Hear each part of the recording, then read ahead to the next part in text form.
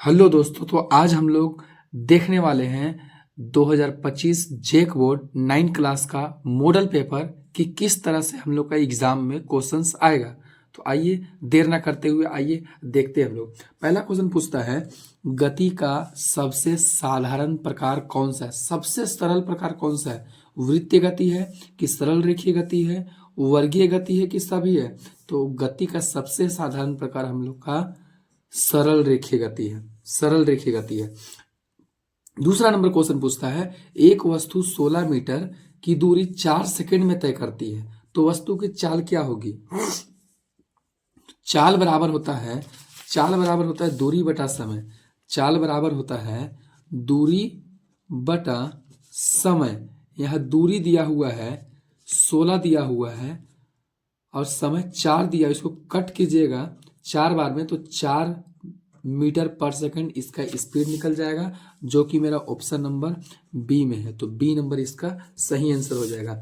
तीसरा नंबर पूछता है, यदि सी तरंग का वेग है, भी तरंग की आवृत्ति है तथा लेमडा तरंग दैर्घ्य हो, तो निम्न में से कौन सा सही होगा?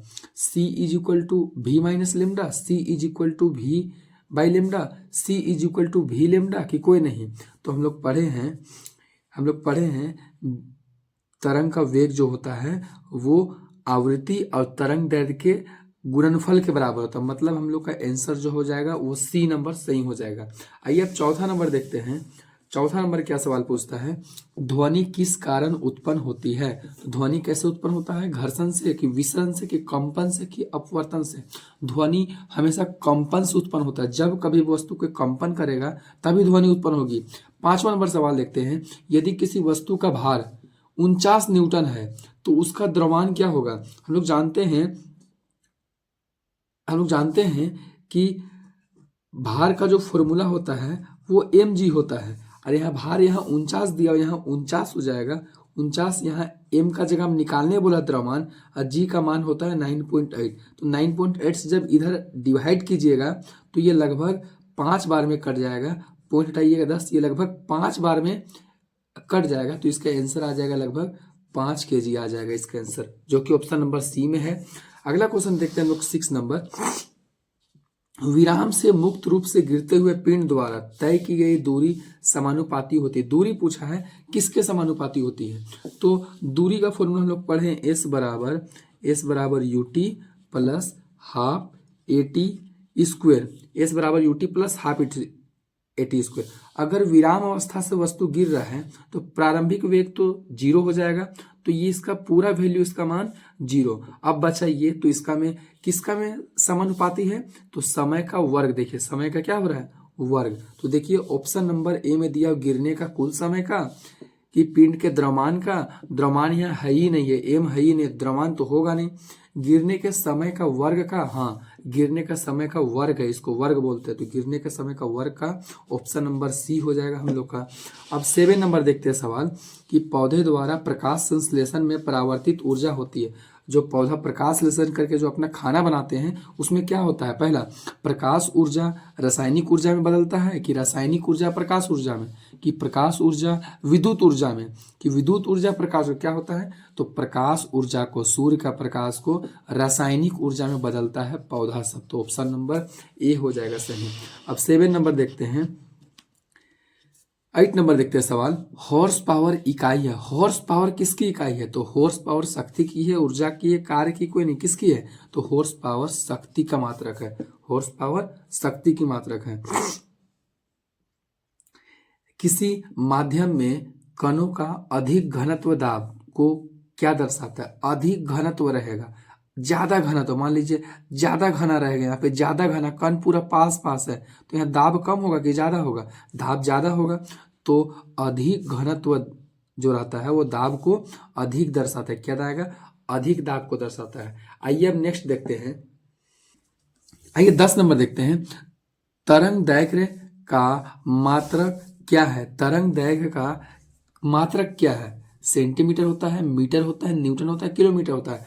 तरंग दैर्घ्य दूरी होता है, इसको हम लोग मीटर से नापते हैं। क्या से नापते हैं? मीटर से। तो इसका मात्रक मीटर हो जाएगा। सभी जैव प्रक्रमों के लिए सजीव ऊर्जा कहाँ से प्राप्त करते हैं? जितना भी सजीव चलता फिरता है, प्रजनन करता है, उस सभी को करने के लिए ऊर्जा कहाँ से प्राप्त करता है? पानी से, भोजन से, हवा से कि मिट्टी से?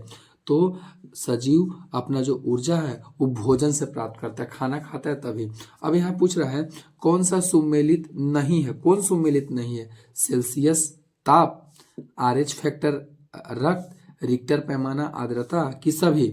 सेल्सियस, ताप को मापते हैं सेल्सियस में, ये ठीक है, ताप का मात्रक है सेल्सियस।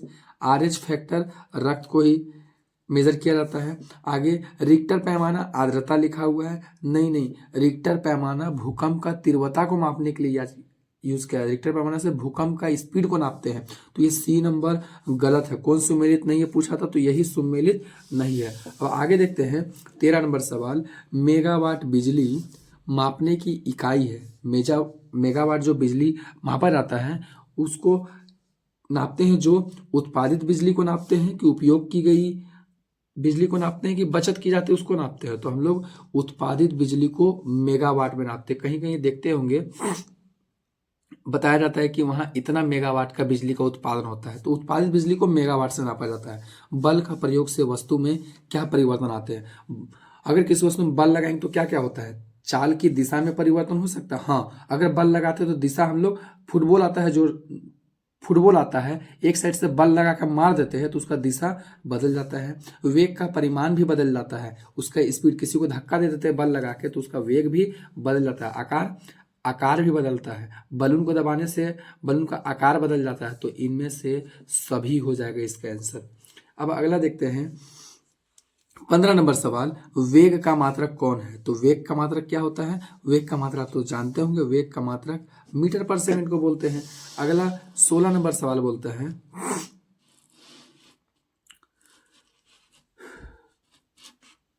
16 नंबर सवाल है 36 किलोमीटर की चाल से चल रही कार 1 सेकंड में कितनी दूरी तय करेगी? 36 किलोमीटर बराबर, इसको 1 सेकंड का पूछा है तो इसको सेकंड में बदलिए ना। 36 किलोमीटर को सेकंड में बदलिए ना। 36 लिखा हुआ है, बड़ा किलोमीटर है, छोटा मीटर में बदलना है। तो मीटर में बदलने के लिए हम लोग छोटा बनाना है। छोटा नंबर ऊपर 5 और नीचे 18। याद रखिए किलोमीटर से मीटर, मीटर से किलोमीटर में चेंज के लिए 5 18 दो नंबर याद कीजिएगा। बड़ा से छोटा बनाना है तो छोटा नंबर ऊपर, बड़ा नंबर नीचे। 18 से ये 2 बार में कटेगा, ऊपर 2 और 5 बचा, 2 5 10 आ जाएगा, जो कि 10 मेरा कहाँ पे ऑप्शन है?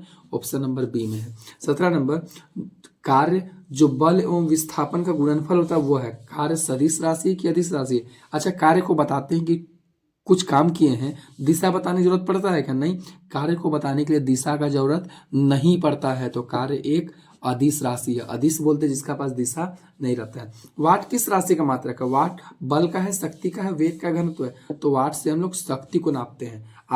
9 वाट का बल्ब है, 12 वाट का बल्ब है, बल्ब की शक्ति मापते हैं ना वाट से, वाट नापा जाता है। 19, आवोगाड्रो संख्या का मान कितना होता है? आवोगाड्रो संख्या का मान 6.022 इंटू 10⁻23 होता है। और इसको हम लोग 1 मोल भी बोलते हैं, याद रखिएगा। पूछेगा 1 मोल में कितना होता है, तो 1 मोल में इतना अणु होता है, याद रखिएगा, इतना परमाणु होता है। आगे देखते हैं अब हम लोग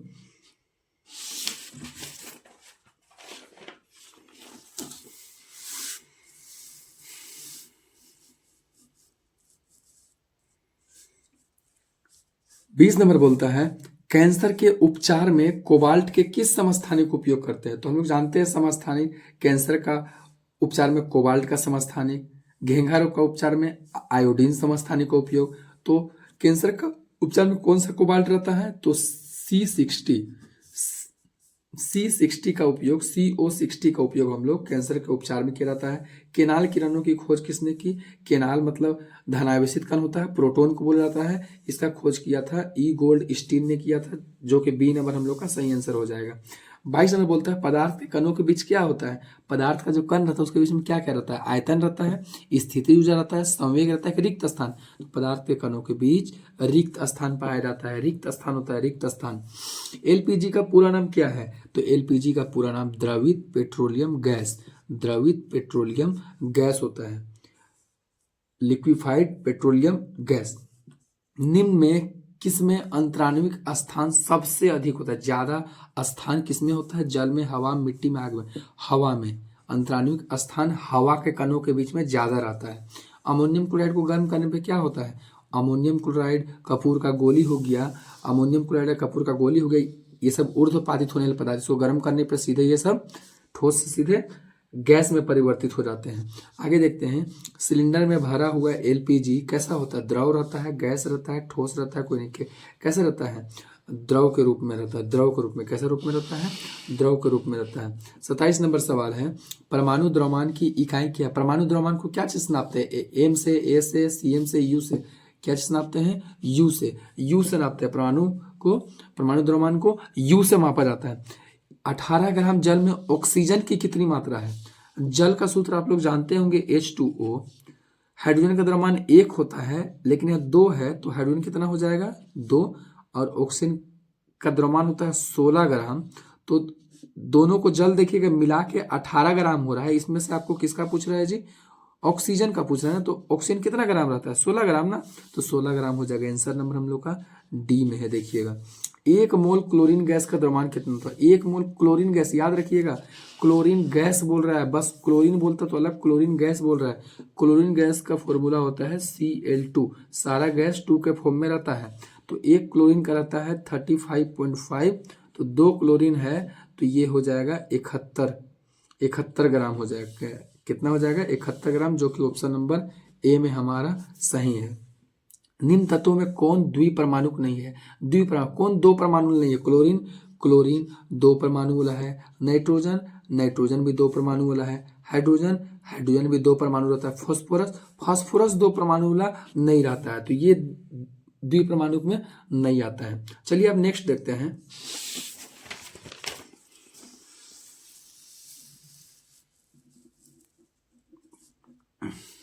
नेक्स्ट देखते हैं, क्वेश्चन पूछता है प्रोकैरियोटी में नहीं होता, क्या चीज नहीं होता प्रोकैरियोटिक कोशिका, प्रोकैरियोटिक कोशिका में पहला राइबोसोम नहीं होता है, कि साइटोप्लाज्म नहीं होता है, डीएनए नहीं होता है, कि कोई नहीं, क्या नहीं होता है, तो राइबोसोम तो रहेगा, साइटोप्लाज्मा भी रहेगा, डीएनए भी रहता है, तो इनमें से सब रहता है, इसका मतलब इनमें से कोई नहीं में टिक मारना है, इनमें से सारा कुछ रहता है हम लोग का प्रोकैरियोटिक कोशिका में। कोशिकाओं के आधार पर जीव कितने प्रकार के होते हैं, तो कोशिका के आधार पर जीव 2 प्रकार के होते हैं, वो एक कोशिका और दूसरा बहुकोशिका। अगला क्वेश्चन है 33 नंबर, पौधों की जिन क्षेत्रों में वृद्धि होती है उनमें उसे क्या कहते हैं, जिसका वृद्धि होता है, जो बढ़ता है, उसको बोलते हैं हम लोग विभोज्योतक उत्तक, हम लोग पढ़े हैं, विभोज्योतक उत्तक उसको बोलते हैं जिनमें विभाजन होने की क्षमता होती है। हाँ, अगला 34 नंबर सवाल है, सरल अस्थायी उत्तक कौन से, सरल अस्थायी उत्तक हम लोग पढ़े हैं कि सरल अस्थायी उत्तक 3 प्रकार के होते हैं, पैरेन्काइमा, स्क्लेरेन्काइमा, कोलेन्काइमा, मतलब यहाँ तीनों दिया हुआ है, तो इनमें से सभी हो जाएगा, ये सभी सरल अस्थायी उत्तक के प्रकार हैं। अब आगे देखते हैं हम लोग, 35 नंबर सवाल दिया है, पौधों में जल का परिवहन कौन करता है, याद रखिएगा पौधा में 2 संवहन उत्तक रहता है, एक जाइलम एक फ्लोएम, जाइलम जल का परिवहन करता है, इसको याद कैसे कीजिएगा, ज से जाइलम, ज से जाइलम और ज से जल, ज से जाइलम ज से जल, तो जाइलम जल का परिवहन और फ्लोएम क्या करेगा, खाना पहुंचाएगा, भोजन का परिवहन करता है, तो जल का पूछा था तो यहाँ पे जाइलम हो जाएगा।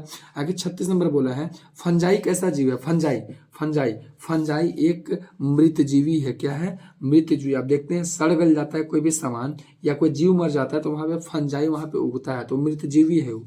एड्स का संक्रमण नहीं होता है, एड्स का संक्रमण क्या चीज करने से नहीं होता है, तो याद रखिएगा एड्स का संक्रमण 2 ही चीज से होगा, 3 चीज से, एक होता है किसी का खून चढ़ाने से, चाहे होता है शारीरिक संबंध बनाने से, यौन संपर्क से, और दूसरा होता है स्तनपान से, बच्चे को दूध पिलाने से, तो यहाँ यौन संपर्क लिखा हुआ तो इससे भी फैलेगा, गले लगाने से इससे नहीं फैलेगा, गले लगाने से नहीं फैलता एड्स का बीमारी। अगला क्वेश्चन देखते हैं हम लोग 38 नंबर, पौधे अपना पोषक पदार्थ कहाँ से प्राप्त करते हैं, पौधों को पोषक पदार्थ जो है बढ़ने के लिए ये कहाँ से मिलता है, हवा से, मिट्टी से, पानी से, कि सभी से, तो पौधा को सभी से मिलता है, हवा से भी मिलता है गैस, मिट्टी से भी लेता है खनिज लवण, पानी से भी मिलता है, मतलब ऑप्शन नंबर डी हो जाएगा इनमें से सभी। निम्न में कौन खरीफ फसल है, तो याद रखिएगा खरीफ फसल बरसात को बोलते हैं, रबी फसल ठंडा वाला को बोलते हैं। तो खरीफ फसल बरसात में क्या लगता है, बरसात में जानते हो कि पानी में भीग भीग के क्या लगाते हैं जी हम लोग, धान लगाते हैं, धान हो जाएगा खरीफ फसल। अगला लास्ट है 40 नंबर, श्वेत क्रांति किससे संबंधित है? तो श्वेत क्रांति, श्वेत मतलब क्या होता है? श्वेत मतलब सफेद होता है ना, तो सफेद कलर का क्या दिखता है हम लोग का? अनाज, दूध, दाल, झींगा, क्या दिखता है? सफेद कलर का हम लोग का दूध रहता है। तो दूध को ही हम लोग श्वेत क्रांति का नाम से जानते हैं। तो हम लोग देख चुके हैं 40 क्वेश्चन का सेट, 40 क्वेश्चन का मॉडल्स हम लोग देख चुके हैं। इसी टाइप से एग्जाम में आता है, और ऐसे मैंने जो भी मॉडल तैयार किए हैं ये आने वाले एग्जाम के लगभग सेम टू सेम आ सकता है। इस टाइप से आभास के कारण मैंने इसे तैयार किए हैं। तो एक बार जरूर देखें, और जिससे आपको एग्जाम में इससे कुछ ना कुछ फायदा जरूर होगा। तो अगर आपको अच्छा लगा हो तो वीडियो को लाइक कर दीजिएगा। ठीक है, टाटा बाय बाय, मिलते हैं नेक्स्ट वीडियो में।